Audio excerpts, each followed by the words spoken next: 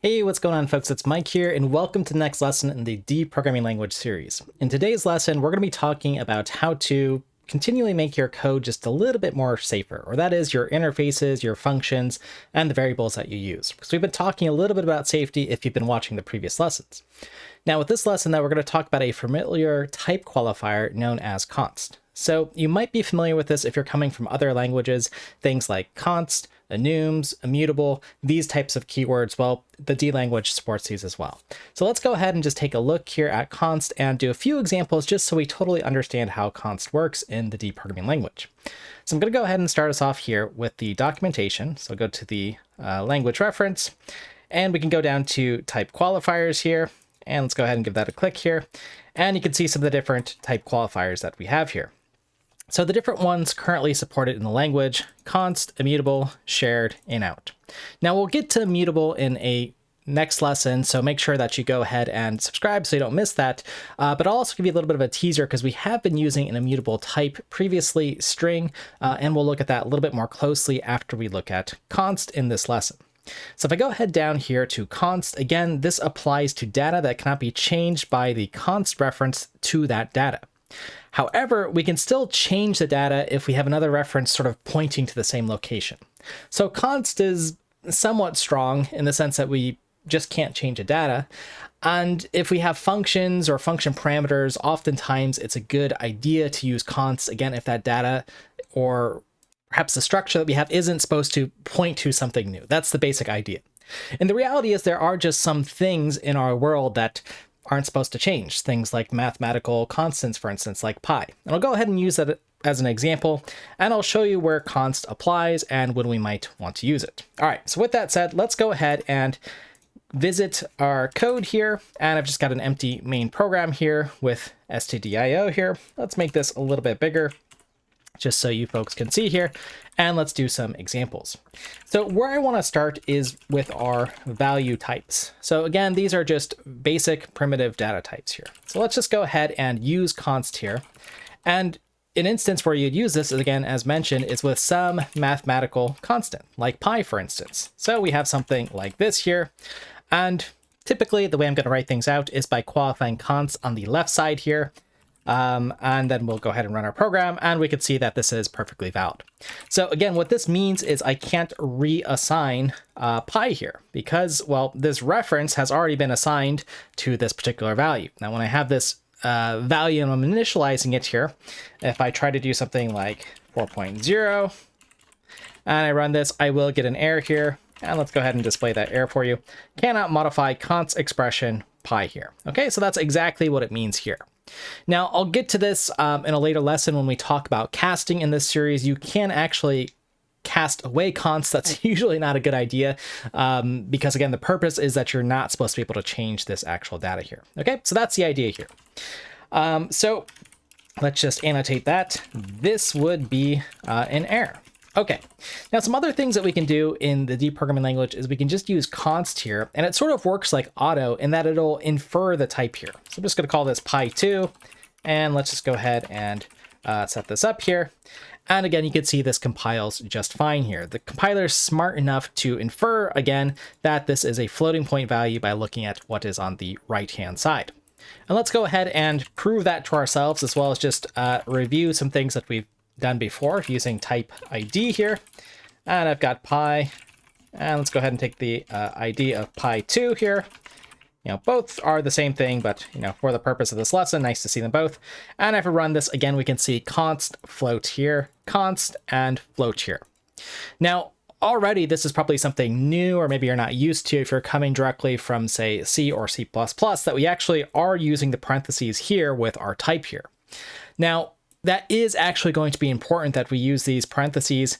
Important in the sense that it'll help clarity. Okay, it doesn't change necessarily, you know, const float pi. I mean, this is exactly what it evaluates the type. It's a constant value that points to a float inside of the parentheses. That floating point value that this points to or stores cannot change. Okay, this reference here. Okay, so we cannot reassign pi in any other way here. Okay, it's been assigned its float, and that's it here. Okay, so that's the idea. Okay, so we'll keep that in mind as we proceed forward. Now, some of the other things that we might want to do here, let's give ourselves a little bit of space here. There we are. Is when using const is oftentimes you'll see it applied to functions, okay? And what I mean by that is the function parameters. And the same applies for the return type, if you will. But let's just go ahead and create a function here. I'm just going to take in a const float, some value here. And again, let's kind of rehash the things that we've learned. This is pass by value, or in other words, copy value, or pass by copy, as some folks might have learned it. And the idea is if I pass something into this function, again, I can write the value here, right? I am getting a copy here of this value here. Okay, so let's go ahead and try calling this function here, func here, and let's pass in pi.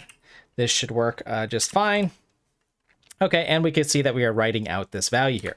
Now, again, just as with our rule for initializing things, if I try to change this value, something like this, I am going to get a compiler error again, right? I can't change this const value. So just something to keep in mind. I'll just annotate that this is an error. Cannot change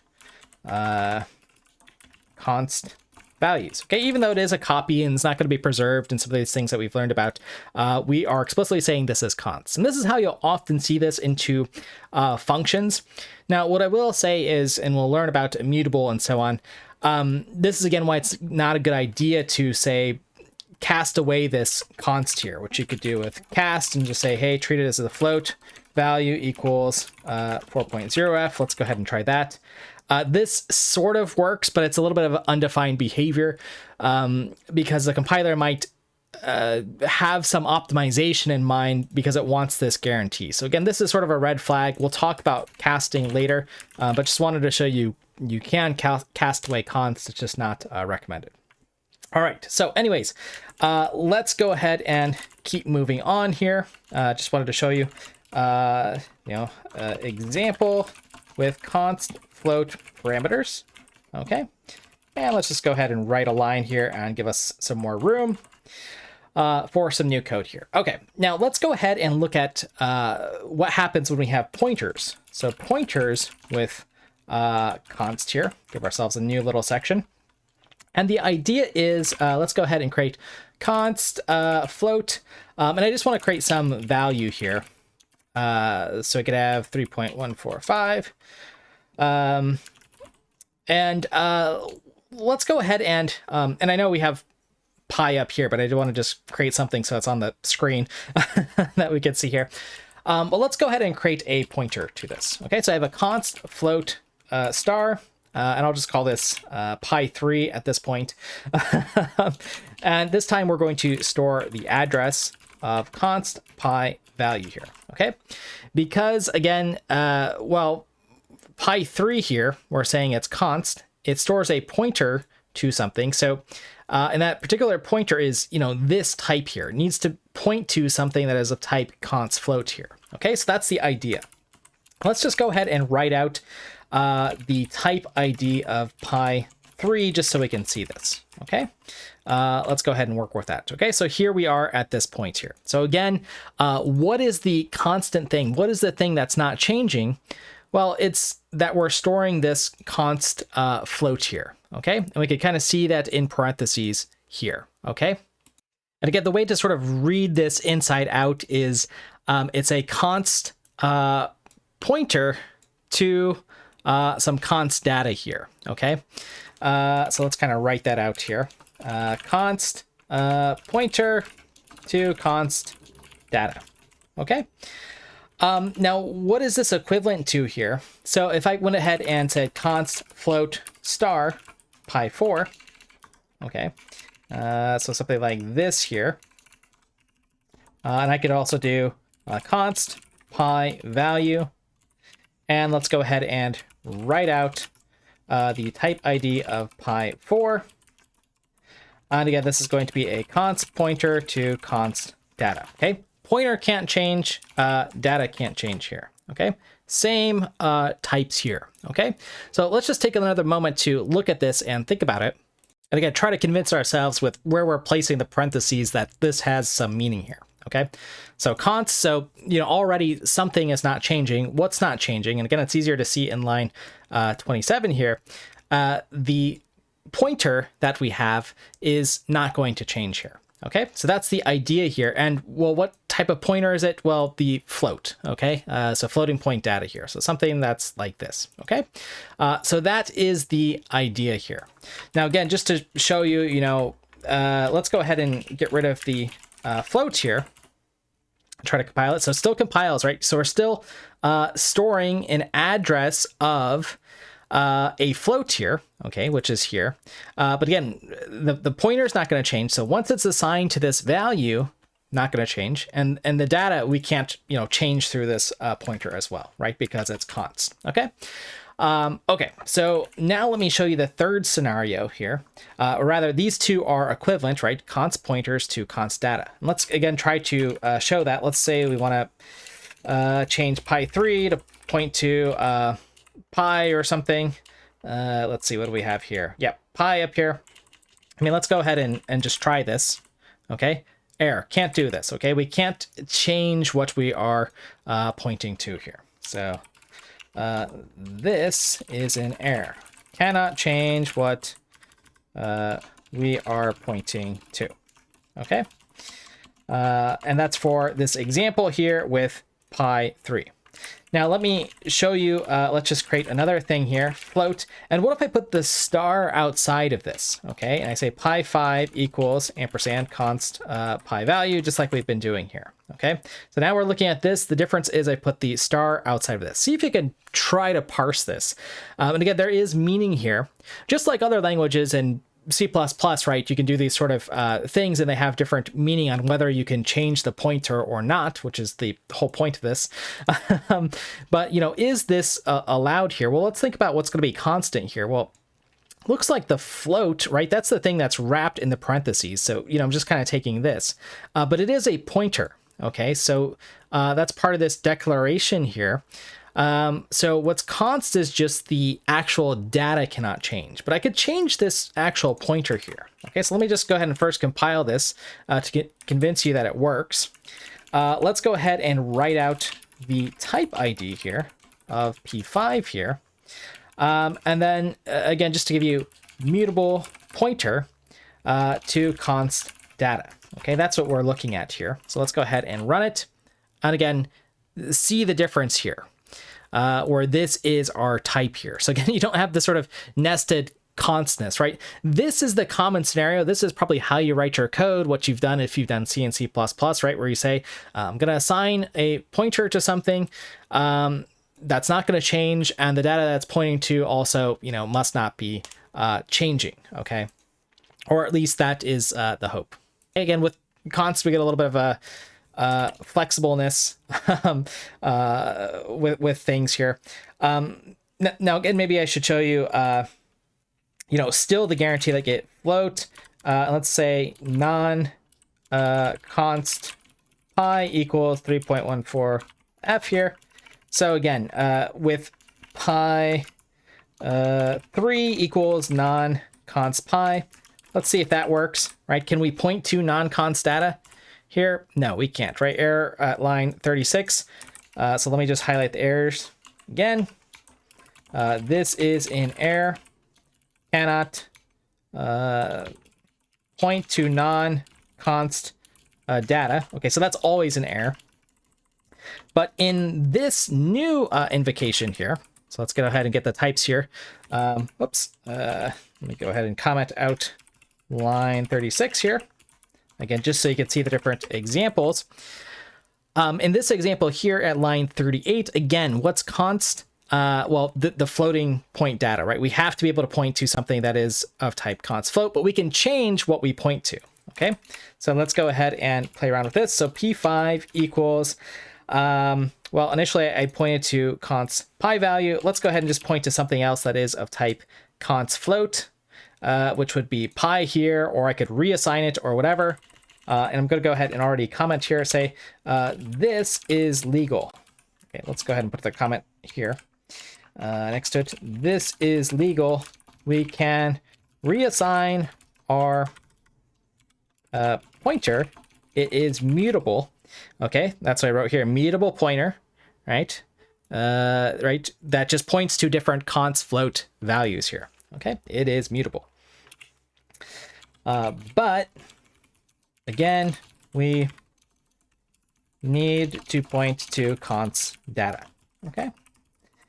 All right, so there you go. So there, that does work there. Okay, so it's a little bit of a weird thing to parse around in some sense. Again, if you've seen this in C++, if you've gotten deep into, you know, a const pointer, which you can't repoint, versus something that's, you know, the data is const, but you can move the pointer. It's the same idea, just a much clearer way of doing it here, right? So again, just kind of, I recommend to folks when they're programming in D to actually use the parentheses here just to make it clear. And of course, use this tool type ID just so you can actually print out the types and see what is going on. Okay. All right, let's go ahead and do another example here. And then we will recap and review all of this, working with reference types here. And I guess the other note I'll make with when it comes to, you know, what if I have a function up here? Let's go ahead and kind of recreate this function here. I'm going to call this, it's still pass by value, sometimes called pass by pointer. And I want to do something like const float star here. In general, I'm just going to put a note here. In general, if I have a primitive type, so that means something like a float, integer, uint, char, just, you know, pass as const and make a copy, right? We don't get too much by passing in this pointer unless you need that for some reason. I would generally just recommend doing things of this size, right? From an optimization standpoint, it's not worth, you know, the effort here. And it's already sort of const, so it's already sort of a weird behavior if you're trying to, you know, change what is stored here, right? Again, if I, depending on where I put things here, right? If I want to have the pointer allowed to change or not, right? Depending on where I put those parentheses here. So, you know, it cannot change here. You know, that's just something to think about here. Okay. So anyways, in general, you know, prefer this style if you're just passing const primitive data around. Okay. Which brings us to our next point on reference types here. So let's go ahead and do a little example here. And a reference type could be something like a slice or a dynamic array. So let's say we have a const int data1, and I'm just going to populate these with ones just so you could kind of tell the difference here. And again, give yourself a little bit of a pop quiz here to think about what is constant here. So, you know, again, using our same rules, same as before, it's consistent, which is nice. You know, is that the same as this here? Okay, data2. And let's just put 2's in here because we'll be able to print them out. And then our, you know, other way of doing it, right, following our pattern for the const int, but then something like this, where I put the declaration here for our type here as a reference type here. And let's just make this data3, something like that here. Let's again first do the same experiment where I write out the different type IDs here, just again to confirm that lines 51 and 52 are the same. Okay, so let's go ahead and repeat these. And let's go ahead and rerun this. Let's give ourselves a little right line here just so we can see our experiment a little bit more clear. But again, you should be able to see looking here that aligns with line 56. Go ahead and line these up here on the editor. Okay, so this aligns here. This also aligns. So these are the same declarations, right? Again, I recommend this style with the parentheses because that's one, what you're going to get out of the type ID. And again, it just makes it clear what your intent is. So I know it's throwing a lot at you in a first lesson on const versus how other languages probably just introduce it, showing the, you know, this is an example, but it's best to just learn these good habits earlier, I guess, and to know how things work here. So anyways, so that again shows me that, you know, between these different versions here, const, data, const, you know, the slice, I can't reassign it. I mean, let's go ahead and try. Let's give ourselves a slice here. I'm just gonna call it a const slice. And let's go ahead and just put zeros here. Can I assign data1 to our const slice? That means change the actual pointer. At this point, you should be an expert and you should say, no, I can't do this, right?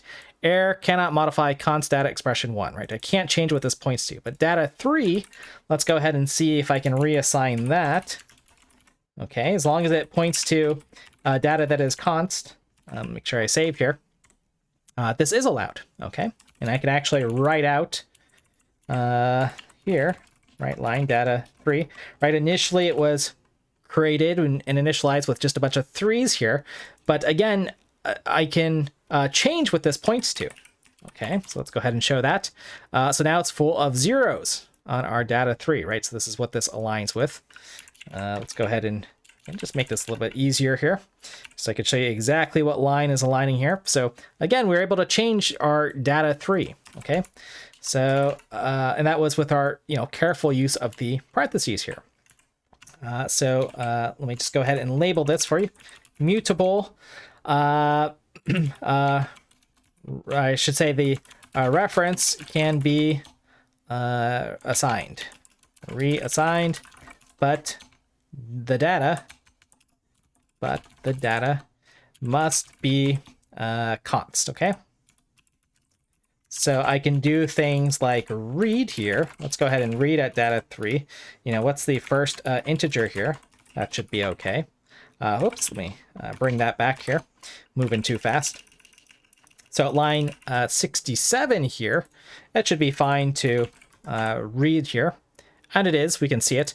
But remember, what is the data? It is const int. So let's go ahead and do data 3 at 0 equals 7. And this is illegal. Okay, let's actually see the compiler yell at us here.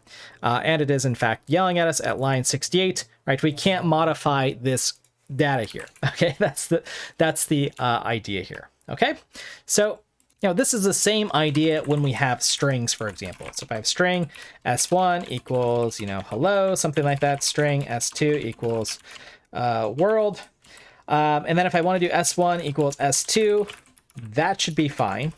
Okay, and I can reassign things. Oops, let me comment out line 68 so we can go ahead and see everything.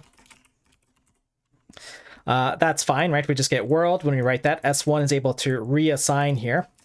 But if I want to actually change a character and say S1 at index 0 equals uppercase W, something like that, that is a problem, right? Because it is, oh wait, what's this? I was gonna say const, but remember, we've actually seen this before, that strings are immutable character arrays. Okay, so let's actually write out the type ID of S1 here. And again, you can just kind of see how this works, and hopefully it'll help your understanding in the documentation that it is a mutable. Well, what's immutable? The characters we can't change. Okay, so I'm not allowed to change the characters here, as shown in line 75. And then I am allowed to change the reference here, right? So I am able to sort of point this string here, or this slice, to another thing of type string, which is also an immutable character array.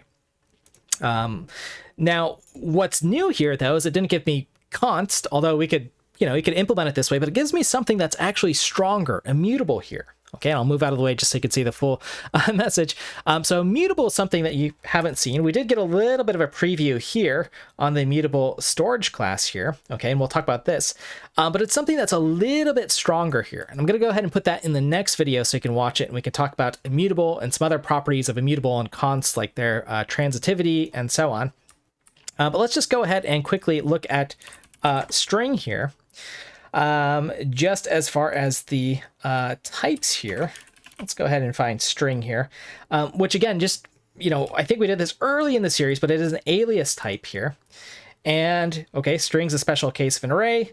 And now we can actually see here, it's an array of characters, string literals. Okay, and just another easy way, string literals are immutable. Okay, read only here. Okay, so again, just to see the type, if you want to create a string here or a string literal here, then we can do that. And something that you might want to do, and again, this is a preview into what I'll talk about the next video, is say, well, I still want to be able to create this sort of immutable string and, assign it to something else. We'll learn about this copy and then making an immutable copy of something here with idupe. Okay, so that's something that you'll see every once in a while here. And here, let me get to the string type is alias. This is what I actually want to show you. You know, this is the actual type. This is why you see it as is. And it makes a difference, again, that we don't include in the parentheses here the actual brackets here. Okay. All right, so let's do a quick review of const, its purpose, and what we covered in this lesson.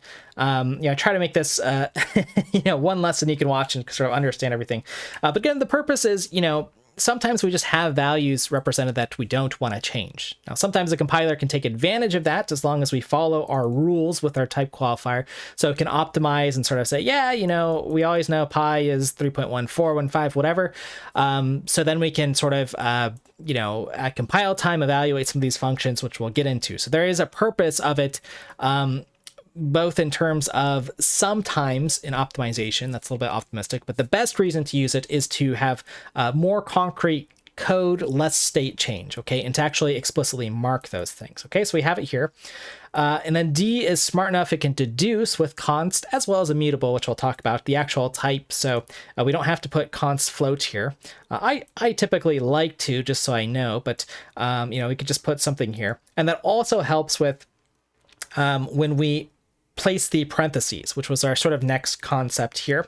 It matters, meaning the default sort of setup here, which is the most conservative and probably the right thing to do, is to say, hey, you can't change the pointer and you can't change the underlying data. Okay, versus if I place the parentheses otherwise, I could say, well, I can't change the data, right? I still have to point to const float things, but I could change where I point, right? This is sort of truly treating it like a pointer that can just point to different types of data that can't change. Okay, that's the idea here. So look at some examples there, and then with reference types, it works pretty much the same as far as where you are placing your parentheses here. If that's too much for you, just, you know, at the least start with marking your data const and so on with your basic variable types and functions here.